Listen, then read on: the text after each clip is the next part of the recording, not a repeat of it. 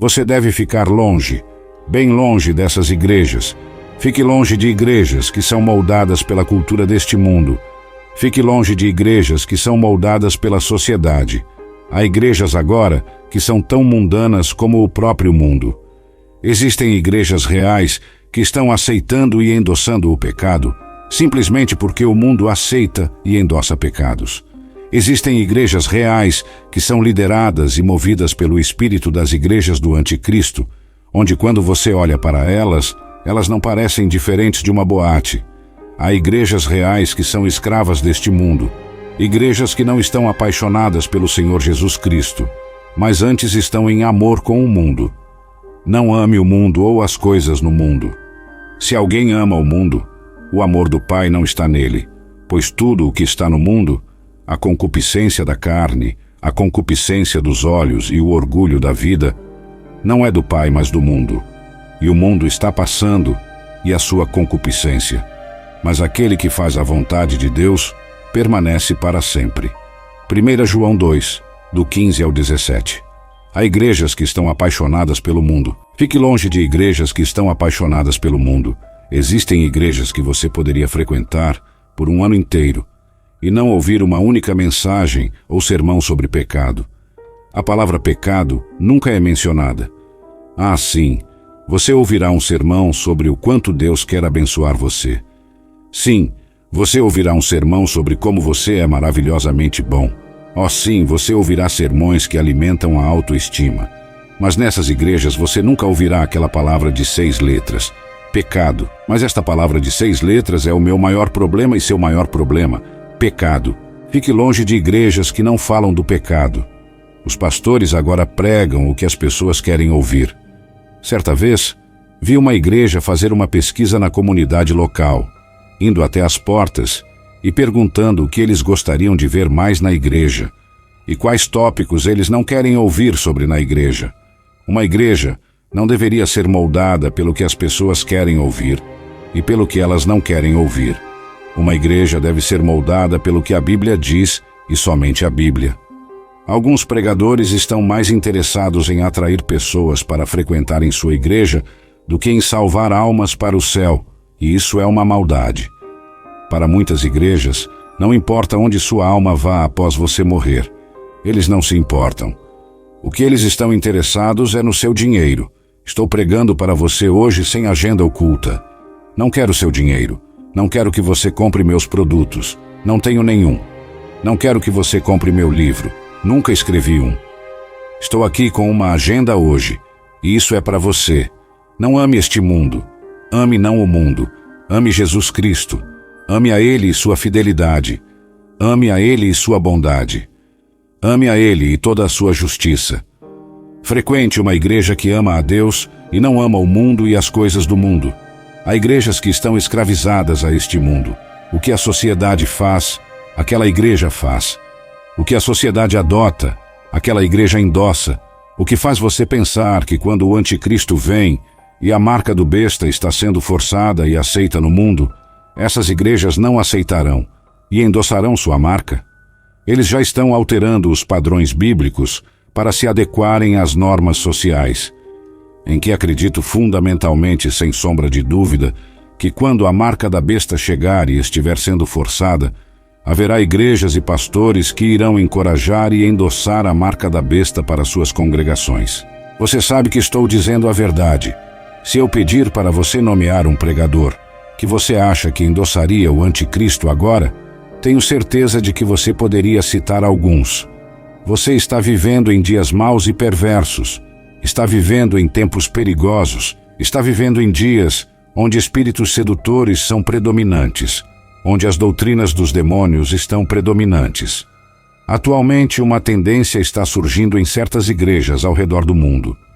Essas congregações estão atraindo grandes multidões, entregando mensagens que se alinham com os desejos de seu público, em vez de mensagens que desafiam ou fornecem a orientação espiritual que o público pode realmente necessitar. O propósito de uma igreja transcende o autoaperfeiçoamento com o objetivo de impulsionar a autoestima ou ensinar aos congregados como acumular riqueza. Em vez disso, sua missão principal é aprofundar o conhecimento do indivíduo em relação a Jesus Cristo. É um lugar para proclamar o evangelho formativo da salvação que Jesus Cristo oferece. Uma igreja, independentemente de sua localização, deve funcionar como um guia dentro de sua comunidade, um farol de direção espiritual, apontando o caminho para Jesus Cristo e seus ensinamentos. Há uma preocupação premente de que a igreja está sitiada por forças malévolas, que o adversário procura infiltrar e comprometer a integridade da igreja. À medida que nos aproximamos dos tempos que anunciam a segunda vinda de Cristo, testemunharemos o impacto destas batalhas em diferentes segmentos da igreja. Veja isso em 2 Timóteo 4, do 1 ao 5.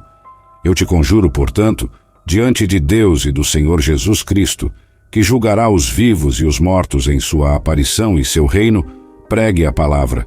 Esteja preparado a seu tempo e fora de época. Convença, repreenda, exorte, com toda longanimidade e ensino. Pois chegará o momento em que eles não suportarão a sã doutrina, mas, de acordo com seus próprios desejos, porque têm coceira nas orelhas, amontoarão para si mesmos professores, e eles se tornarão seus ouvidos longe da verdade, e se voltarão para fábulas. Mas você, seja vigilante em todas as coisas, suporte aflições, faça o trabalho de um evangelista, cumpra o seu ministério. Esta passagem das Escrituras nos diz que chegará um momento em que algumas igrejas preferirão dizer às pessoas o que elas querem ouvir, em vez da palavra de Deus que elas precisam ouvir. Paulo nos avisou que esse momento chegaria, e a verdade é que podemos ver que ele chegou e já está aqui há bastante tempo, enquanto mais e mais pessoas estão se desviando da doutrina sã e saudável, como a doutrina do arrependimento. Pessoas que não se arrependem consideram o arrependimento como se fosse algum ensinamento antiquado que só ocorreu na Bíblia. Somos chamados a nos arrepender e acreditar. A Bíblia diz, venha como você é, mas não diz, fique como você é. Apocalipse 22:17 diz, venha, e quem ouve diga, vem, e quem tem sede, venha, e quem quiser tome de graça da água da vida. Quem deixar vir, Deus não diz, recomponha sua vida primeiro, então venha. Não, quem quer que deixe vir, se você é um adúltero, venha. Se você é um fornicador, venha. Se você é alcoólatra, venha. Se você é um mentiroso, venha. Se você é um idólatra, venha. Quem quer que seja, deixe-o vir. Deus exige que confessemos e abandonemos nossos pecados quando vamos a Ele, mas Ele nos recebe exatamente como somos, e então começa a nos mudar à medida que nos submetemos a Ele em obediência. Sim, venha como você é, mas não fique como está. Infelizmente, muitas igrejas agora pregam para as pessoas e dizem a elas que podem ficar como estão. Isso significa que você pode participar de uma dessas igrejas por um ano inteiro e nunca ouvirá um sermão sobre o pecado ou o arrependimento. Mais e mais pessoas estão sendo direcionadas para doutrinas criadas pelo homem, que estão enraizadas em desejos carnais. O Evangelho não é uma mensagem fácil de ouvir ou aceitar, porque a mensagem do Evangelho diz quem você realmente é. Alguns dos primeiros seguidores de Jesus reclamaram de alguns dos pecados que as palavras do Senhor abordaram e até se afastaram dele. João 6,60 a seguir relata: ao ouvirem isso, muitos dos seus discípulos disseram, este é um ensinamento difícil, quem pode aceitá-lo? Sabendo em seu coração que os discípulos estavam murmurando sobre isso, Jesus disse-lhes, isso os ofende? Então, e se vocês vissem o Filho do Homem subindo para onde estava antes? O Espírito dá vida, a carne não adianta nada. As palavras que eu lhes disse são espírito e são vida. Mas há alguns de vocês que não creem.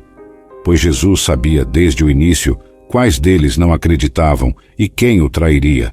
Ele continuou, é por isso que eu lhes disse que ninguém pode vir a mim, a menos que seja concedido pelo Pai. A partir desse momento, muitos dos seus discípulos se afastaram e não mais o seguiram.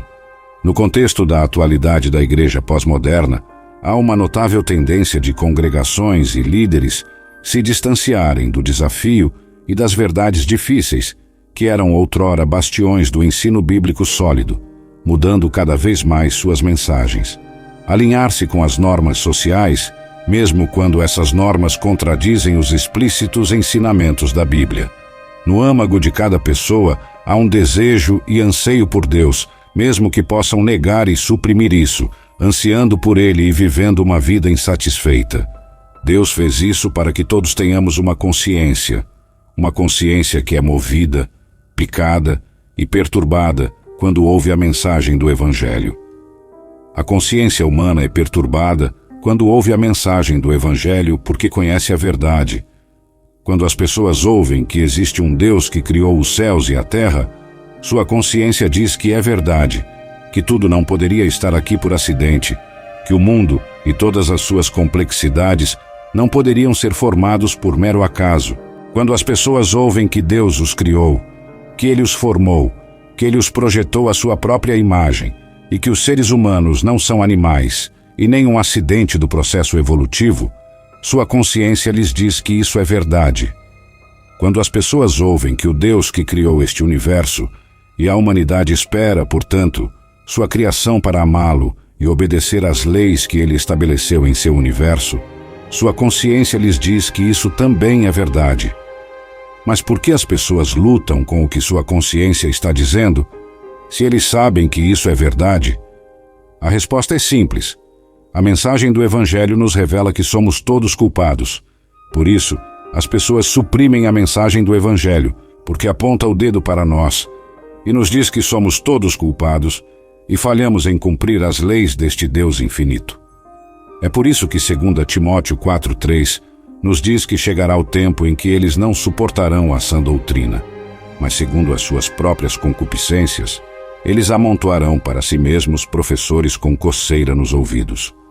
As pessoas não querem ouvir a mensagem do Evangelho porque ela aponta o dedo para nós e nos diz que somos todos culpados e não cumprimos as leis deste Deus infinito que estabeleceu requisitos para nós que não atendemos. A consciência lhes diz que tudo isso é verdade e que Deus exige que amem uns aos outros, porque todos os humanos são feitos à imagem de Deus e são, portanto, especiais aos olhos de Deus. Quando as pessoas ouvem que Deus exige que nós o amemos com todo o nosso coração, alma e entendimento, e que a prova deste amor é vista em João 14:15. Se você me ama, guarde os meus mandamentos. As pessoas não gostam do que sua consciência está dizendo a elas, porque sabem que não mantiveram os mandamentos de Deus, que não cumpriram suas leis e que são culpados, ofendendo e desobedecendo a um Deus eterno e infinito. Portanto, suprimem essa verdade porque, se a verdade seja dita, quem quer saber que um Deus eterno está irado com aqueles que ofendem? Quem quer saber que cada um de seus pensamentos, ações e ações um dia será examinado? Quem quer saber que todos os seus pecados serão julgados e que a punição para cada um deles é eterna? Quem quer saber que passará a eternidade no lago de fogo? Então, as pessoas vão querer ouvir coisas que as agradem. Fiquem longe de igrejas que querem agradar você e sua carne. Compareçam a uma igreja que quer agradar a Deus e somente a Deus. Aqui vai algumas características que você deve observar ao congregar numa igreja. Primeiro, foco na Bíblia Sagrada. A Bíblia é vista como a autoridade final em todas as questões de fé, doutrina e prática. Os ensinamentos da Bíblia são estudados, pregados e aplicados nas atividades da igreja. Cristocentrismo. Jesus Cristo é o centro da fé e da adoração. A igreja reconhece Jesus como o Filho de Deus e o Salvador da humanidade, e sua vida, ensinamentos, morte e ressurreição são fundamentais para a fé cristã. Adoração. A adoração é central nas reuniões da igreja, envolvendo louvor, oração, comunhão e ministração da palavra de Deus. A adoração é vista como uma resposta ao amor e à graça de Deus. Evangelização e discipulado.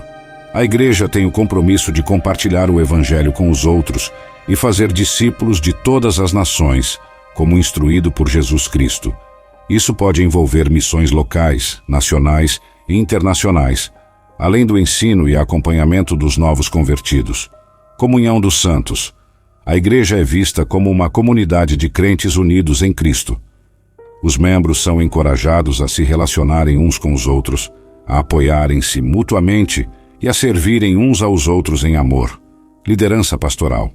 A igreja é liderada por pastores e líderes espirituais que são responsáveis pelo ensino da palavra, pela orientação espiritual e pelo cuidado do rebanho de Deus. Ética e moral. A igreja incentiva seus membros a viverem de acordo com os ensinamentos éticos e morais da Bíblia. Isso inclui uma vida de santidade, amor ao próximo, justiça e integridade.